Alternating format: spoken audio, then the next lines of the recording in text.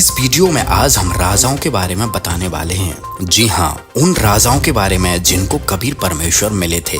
तो शुरुआत करते हैं सतयुग से। सतयुग में परमात्मा सत सुकृत नाम से आए थे और उस समय के जो तत्कालीन राजा थे, जैसे राजा मित्रसेन, रानी चित्ररेखा व राजा राय हरचंद को परमात्मा ने अपने वास्तविक ज्ञान समझाकर सतभक्ति की राह दिखाई थी तथा मोक्ष प्रदान किया था। सतयुग में कबीर परमात्मा राजा अम्बरीश को भी मिले थे और उन्हें सतभक्ति मंत्र प्रदान किए थे। राजा अम्बरीश की विस्तार से कथा जानने के लिए संत रामपाल जी महाराज जी के सत्संग जरूर सुने। सतयुग के बाद अब बात करते हैं त्रेता युग की। त्रेता में कबीर परमात्मा ऋषि मुनिंद्र जी के नाम से प्रकट हुए थे। त्रेता युग में कबीर परमात्मा लंका में रहने वाले चंद्रविजय और उनकी पत्नी कर्मवती को भी मिले थे तथा उन्हीं के माध्यम से रावण की पत्नी मंदोदरी तथा भाई विभीषण को भी ज्ञान समझाकर अपनी शरण में लिया था। यही कारण था कि रावण के राज्य में रहते हुए भी उन्होंने धर्म का पालन किया था। कबीर परमेश्वर की भक्ति और ज्ञान से ही विभीषण का कुछ भी विनाश नहीं हुआ था। त्रेता में राजा जनक सीता जी के पिताजी को भी कबीर परमात्मा मिले थे। राजा जनक ने भी कबीर परमात्मा द्वारा बताई गई सतभक्ति की साधना की थी। त्रेता युग के बाद अब बात करते हैं द्वापर युग की। द्वापर युग में परमेश्वर कबीर जी करुणामय नाम से प्रकट हुए थे। उस समय के तत्कालीन राजा चंद्रविजय और उनकी पत्नी का नाम रानी इंद्रमती था। रानी इंद्रमती बहुत ही धार्मिक प्रवृत्ति की औरत थी। परमेश्वर कबीर जी ने रानी इंद्रमती को ज्ञान समझाया था और अपनी शरण में लिया था। इंद्रमती के कहने से ही कबीर परमेश्वर ने राजा चंद्रविजय पर भी अपनी कृपा दृष्टि की थी और चंद्रविजय को भी अपनी शरण में लिया था। द्वापर युग में और भी अन्य राजा हुए, जिनमें राजा भोज, राजा मुचकुंदही, राजा चंद्रहास, राजा विदुर और धुंधुल नामक राजा को भी कबीर परमात्मा ने ज्ञान समझाकर सतभक्ति मार्ग से जोड़ा था, जिससे उनका कल्याण हुआ। अब बात करते हैं कलयुग की।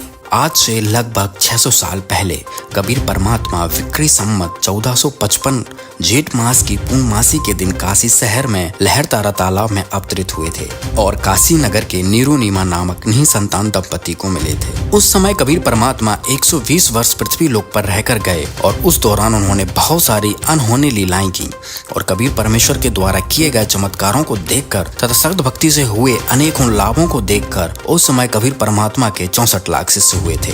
एक ऐसे समय में जब प्रचार का कोई साधन नहीं था, उस समय कबीर परमात्मा के 64 लाख के शिष्य होना इस बात का प्रमाण है कि उस परमात्मा की समर्थता कितनी है। जब कबीर परमात्मा के 64 लाख शिष्य हुए थे, उस समय के कुछ तत्कालीन राजाओं ने भी कबीर परमात्मा की शरण ग्रहण की थी। जब कबीर परमात्मा काशी में प्रकट हुए थे, उस समय काशी नगर का तत्कालीन राजा वीर सिंह बघेल थे। कबीर परमात्मा ने वीर सिंह बघेल को समझाया कि आप जिन ब्रह्मा विष्णु शिव को अविनाशी मानते हो, यह तो नासवान है। इनकी भक्ति करने से मुक्ति नहीं हो सकती। पवित्र शास्त्रों में कहीं भी इनकी भक्ति का वर्णन नहीं है। यह शास्त्रों की विरुद्ध भक्ति है। राजा वीर सिंह बघेल तथा रानी मानकदेई कबीर परमात्मा के ज्ञान से काफी प्रभावित हुए और परमेश्वर कबीर से उपदेश लेकर सद्भक्ति की। दिल्ली के बादशाह सिकंदर लोधी, जो उस समय भारत के शासक थे, उन्होंने भी कबीर परमात्मा के आध्यात्मिक मार्ग को स्वीकार कर सद्भक्ति की थी। दिल्ली के बादशाह सिकंदर लोधी को जलन का रोग था और जलन का रोग ऐसा होता है जैसे किसी का आग में हाथ जल जाए, उसको जलन का रोग कहते हैं। जब सिकंदर लोधी को पता चला कि काशी शहर में एक कबीर नाम से महापुरुष रहते हैं, अगर उनकी दया हो जाए तो दुख निवारण अवश्य हो सकता है। और जब सिकंदर लोधी कबीर परमात्मा से मिले थे, तब कबीर परमात्मा ने अपना आशीर्वाद भरा हाथ सिकंदर लोधी के सिर पर रखा था और उसी समय सिकंदर लोधी के जलन का रोग समाप्त हो गया था। तब सिकंदर लोधी को यह समझ में आ गया था कि यह कोई आम इंसान नहीं है, बल्कि स्वयं अल्लाह अकबर है, और फिर कबीर परमात्मा द्वारा बताए गए भक्ति मार्ग को अपनाया। अब बात करते हैं बिजली खान पठान की, जो उस समय मगहर रियासत के नवाब था। एक बार मगहर रियासत में अकाल पड़ा था, त्राही त्राही मच गई थी। उस समय कबीर परमात्मा ने मगहर रियासत की रक्षा करी थी। कबीर परमात्मा के चमत्कार को देखकर बिजली खान पठान ने कबीर परमात्मा का ज्ञान स्वीकारा। इसी तरह इराक के अंदर एक बलख नाम का शहर था और वहाँ के राजा का नाम अब्राहिम अधम सुल्तान था। अब्राहिम अधम सुल्तान ने पिछले जीवन में जो श्रद्धा से भक्ति की थी, उसके कारण मनुष्य जीवन मिलता आ रहा था और जो दान किया था उसके प्रतिफल में राजा बनता रहा। भगवान में श्रद्धा पहले से ही थी, जिस कारण से कबीर परमात्मा द्वारा बताए गए आध्यात्मिक मार्ग को समझने में देर नहीं लगी और कबीर परमेश्वर द्वारा बताई गई सद्भक्ति करके मोक्ष प्राप्त किया। परमेश्वर कबीर जी उड़ीसा प्रांत के इंद्रदमन नामक राजा को भी मिले थे। उड़ीसा के जगन्नाथ के मंदिर का निर्माण कबीर परमात्मा ने ही किया था, जिसका प्रमाण आज भी वहाँ वहाँ पर है। जिस पत्थर जिसे चौरा कहते हैं पर बैठकर कबीर परमेश्वर ने मंदिर को बचाने के लिए समुद्र को रोका था, वह आज भी वहाँ विद्वान है। परमेश्वर कबीर जी का यह चमत्कार देखकर इंद्रदमन ने भी परमात्मा कबीर जी के ज्ञान को स्वीकारा था। जगन्नाथ के मंदिर में और एक विशेष बात है, कबीर परमात्मा के आदेश से यह हिंदुस्तान का एक ऐसा मंदिर है जिसमें प्रारंभ से ही छुआछात नहीं होती है।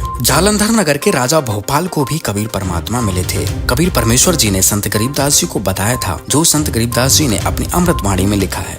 गोता मारूं स्वर्ग में, जा बैठूं पाताल, गरीब दास ढूंढत फिरूं, हीरे माणिक लाल। भावार्थ है कि कबीर परमेश्वर जी ने बताया कि मैं अपनी अच्छी आत्माओं को ढूंढता फिरता हूँ। स्वर्ग, पाताल तथा पृथ्वी पर जहाँ भी कोई मेरा पूर्व जन्म का भक्त हो जो पार न हो सका हो, नेक जीव को फिर से भक्ति की महिमा बताने के लिए उनसे मिलता हूँ। इसी विधान अनुसार कबीर परमात्मा राजा भोपाल को मिले थे।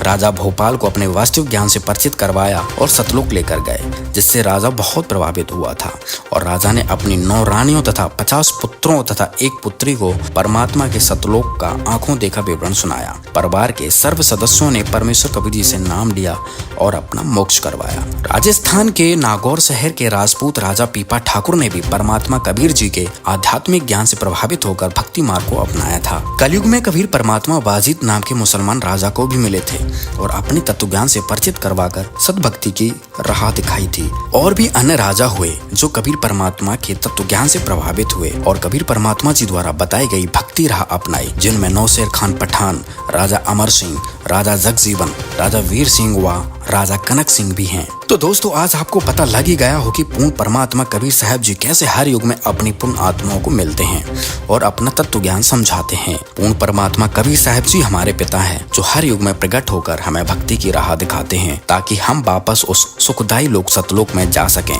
जहाँ से हम गलती करके काल के साथ इस पृथ्वी लोक में आ गए हैं। अतः हमारा आपसे निवेदन है कि वर्तमान में कबीर परमेश्वर जी के अवतार स्वरूप संत रामपाल जी महाराज आए हुए हैं और वही ज्ञान जो परमेश्वर कबीर जी ने स्वयं प्रकट होकर दिया था, आज वही ज्ञान संत रामपाल जी महाराज बता रहे हैं। परमात्मा चाहने वाली आत्माएं इस ज्ञान को स्वीकार करें। अतः समय रहते आप संत रामपाल जी महाराज जी को पहचानो और उनके द्वारा बताई गई भक्ति साधना करके अपना मोक्ष करवाओ। कबीर परमेश्वर जी ने कहा है, रात गवाई सोए के, दिवस गवाया खाए, हीरा जन्म अनमोल था, कोड़ी बदले जाए। अधिक जानकारी के लिए आप संत रामपाल जी महाराज जी के मंगल प्रवचन अवश्य सुने। धन्यवाद दोस्तों।